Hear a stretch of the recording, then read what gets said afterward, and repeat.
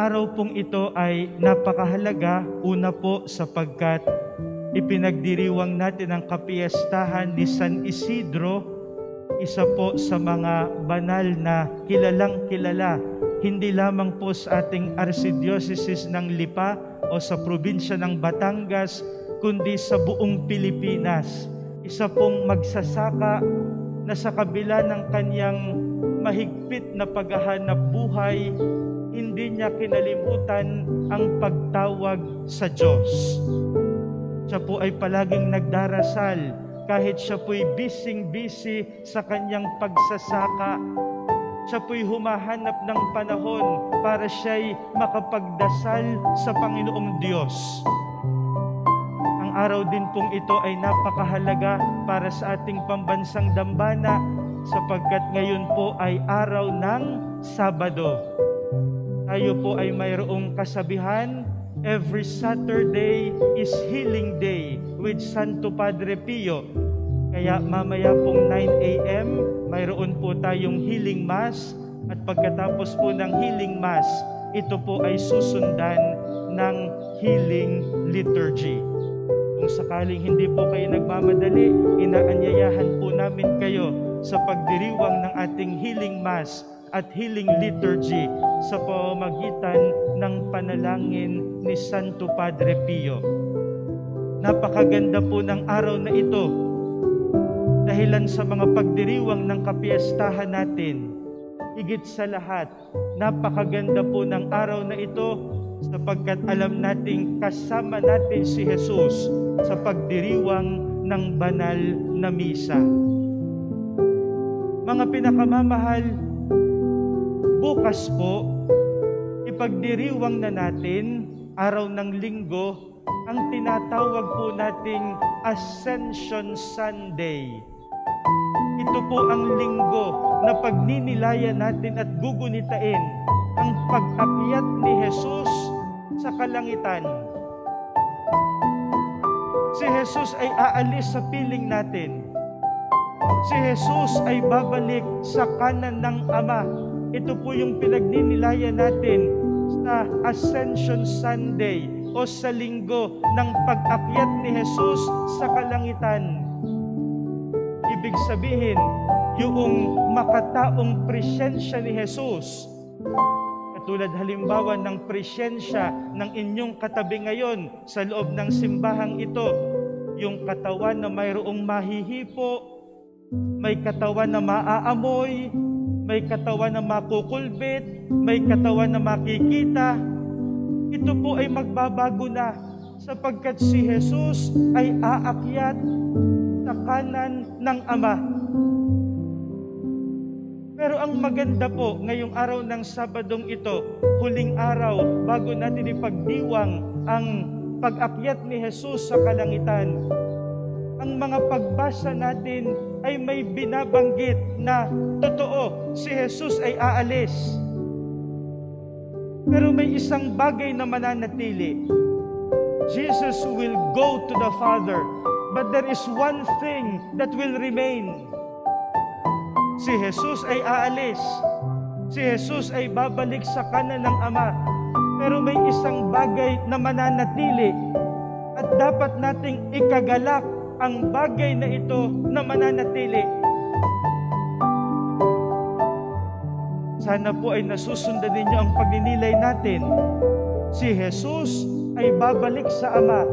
Si Jesus ay aakyat sa kalangitan. Mawawala yung normal na tanda ng presensya ng isang tao kapag siya'y kapiling natin. Pero may isang bagay na mananatili kahit si Jesus ay bumalik sa Ama. Ang totoo, mga pinakamamahal, sa pagbalik ni Jesus sa Ama, mas nagiging matingkad ang katotohanan ito na mananatili sa atin. Ano po itong mananatiling ito sa atin? Ano yung katotohanang mananatili sa atin kahit si Jesus ay bumalik na sa Ama? Sa unang pagbasa ngayon, at mamaya po idudugtong natin sa pagninilay natin ng mabuting balita, Ang sabi po ng unang pagbasa ngayon mula sa Gawa ng mga Apostol, ang mga alagad ni Jesus ay hindi nagdalawang isip kahit saan sila pumunta na ipangaral na si Jesus ang Kristo. Hindi sila tumigil ng pangangaral na si Jesus ang Kristo. Jesus is the Christ. Si Jesus ang Kristo.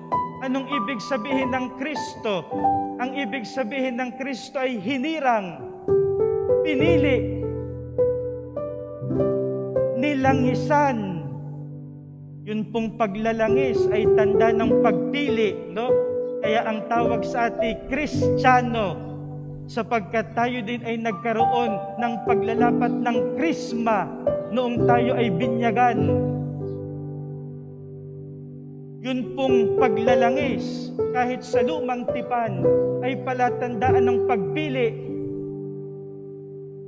Kaya sa lumang tipan, sino ang nilalangisan? Yung napiling hari, yung napiling pari, yung napiling propeta, sila'y nilalangisan, tanda ng paghirang ng Diyos.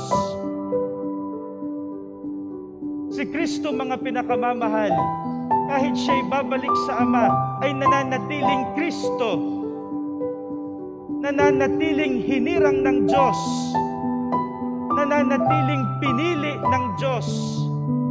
Hindi yun mawawala, hindi yun pwedeng alisin sa Kanya.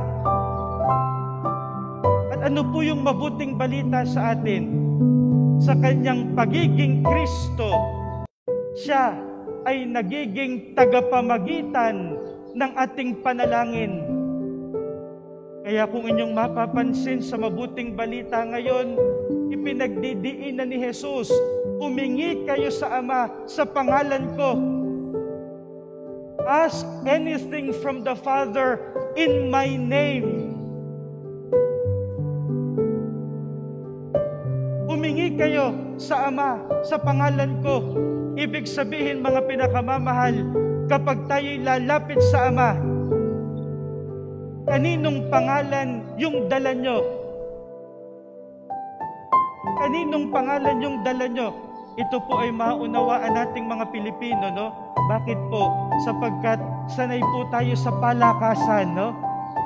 Di po ba, no? Halimbawa, kayo ay kakatok sa bahay, no? Sino po sila? Bago pa sabihin ang pangalan, no? Anong sasabihin muna? Ako po ay anak ni Kapitan, no? Ako po ay anak ng mayor, no? Ako po ay anak ng gobernador. Ay sino kaga nga, no?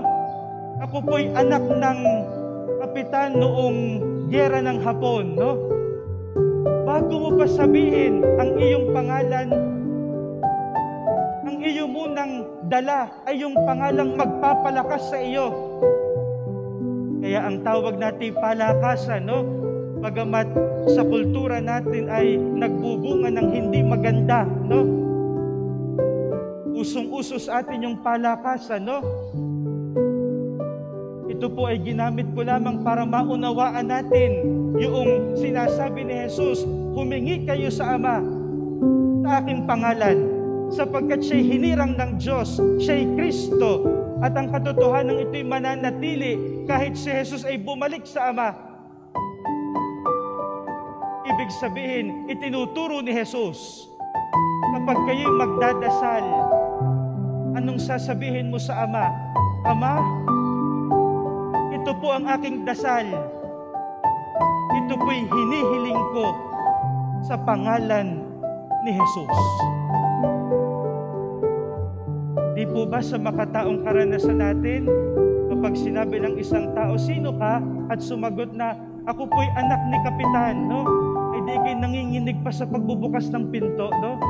At siguro yung lahat ng handa ay naihanda mo na, at ang pinakamagagandang kubyertos ay inilabas mo. Nandyan ika ang anak ni Kapitan. Ito tayo, kumakatok sa puso ng Ama. Magtatanong ang Ama, bakit ka naririto? Bakit ka nagdarasal? Anong turo ni Jesus? Ang sasabihin mo, ang panalangin ko'y sa pangalan ni Jesus, sa pangalan ng iyong anak. Parang sinasabi natin, Ama, huwag kang tatanggi. Huwag kang tatanggi. Sapagkat ang aking hinihiling ay sa pangalan ng Ama. Huwag kang tatanggi. Sapagkat ang hinihiling ko ay sa pangalan ng Ama. Habang pinagdinilayan po natin itong katotohanan ito, ano po yung dapat nating maramdaman? Una po ay kagalakan. Matuwa tayo. Magalak tayo. Sapagkat kung papaanong hindi binabawi ng Ama kay Jesus ang paghirang at pagpili sa Kanya, my dear brothers and sisters, God will not withdraw His election of us. God will not withdraw His choice of us. Pinili tayo ng Ama, hinirang tayo ng Ama, Kristiyano tayo. Kailan may hindi babawiin ng Diyos ang pagpili sa atin. Sana'y maramdaman natin yung malaking biyayang yon.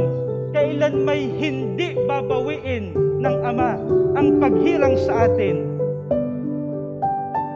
Tayo po ay dumadaan sa maraming krisis ng buhay natin at pwede po dumaan kayo sa malalaking krisis ng inyong buhay. Namatay ang inyong asawa, namatay ang inyong magulang, namatay ang inyong mahal sa buhay, may nangyaring masama sa inyong anak, nawala ang inyong trabaho, may namatay sa COVID, ikaw ay nagkaroon mismo ng COVID. Marami tayong pwedeng haraping krisis. Pwede tayong bumagsak sa pagkakasala, gaano man kabigat ng ating kasalanan. Pwede tayong maligaw sa buhay na ito, kung saan-saan tayo pumasok sa buhay na ito. Pero kapatid, huwag mong kakalimutan, hindi ito ang tanda na tayo ay binabawi ng Diyos ang Kanyang paghirang sa atin. There is an unbroken link between us and God. There is an unbroken link between us and God. Yung pagtatagpong hindi mapigtal, mga pinakamamahal. Siguro'y dumating na sa buhay nating nagpakalayo-layo tayo. Pero nararamdaman pa rin natin, ano ito? May tumatawag sa akin. May humihila sa akin. Pabalik sa Diyos.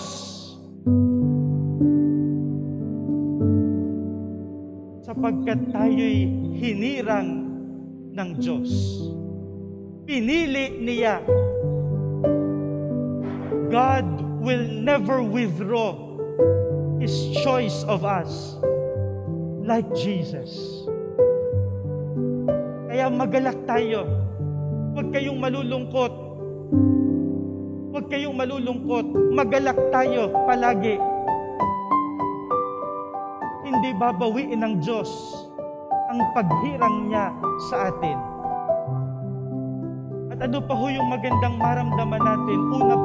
Yung una ay joy. Ang pangalawa po ay courage. Lakasan mo ang iyong loob. Mayroon tayong tagapamagitan sa langit. Pinakamalakas si Jesus.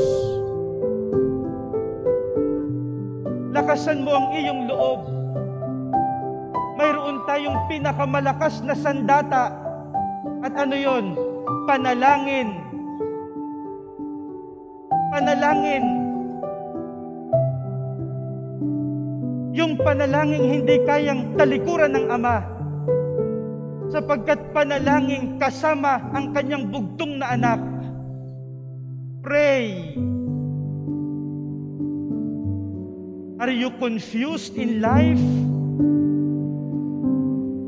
Ikaw ba'y bagsak na bagsak? Huwag kang magsusuicide. Pray. Pray. Hindi mo ba alam kung saan dadalhin ang iyong buhay? Lalo't higit sa krisis na dulot ng pandemya ng COVID-19? Don't lose hope. Pray. Have courage. Pray. This is our greatest weapon against depression, against despair, against anything that may bring sadness to our life. Pray. And every time we pray, we will find the strength of God working in us. At tayo po ay tutulungan ng mga banal. Una po ni Saint Padre Pio, no? Kayo po ay maraming hihilingin sa Kanya. Si Padre Pio ay magiging tagapamagitan din ng marami niyong hinihiling. Pero may mga hinihiling din kayo na waring hindi ibinibigay ng Diyos. Kahit nakailang lapit na kayo kay Santo Padre Pio. Don't lose hope. Pray. Have courage. Ganoon din sa pamamagitan ni San Isidro na sa kanyang buhay, ipinakita niya, siya po ay magsasaka, no? Pero hindi nawala ang panahon ng pagdarasal sa Kanya. Manalangin tayo.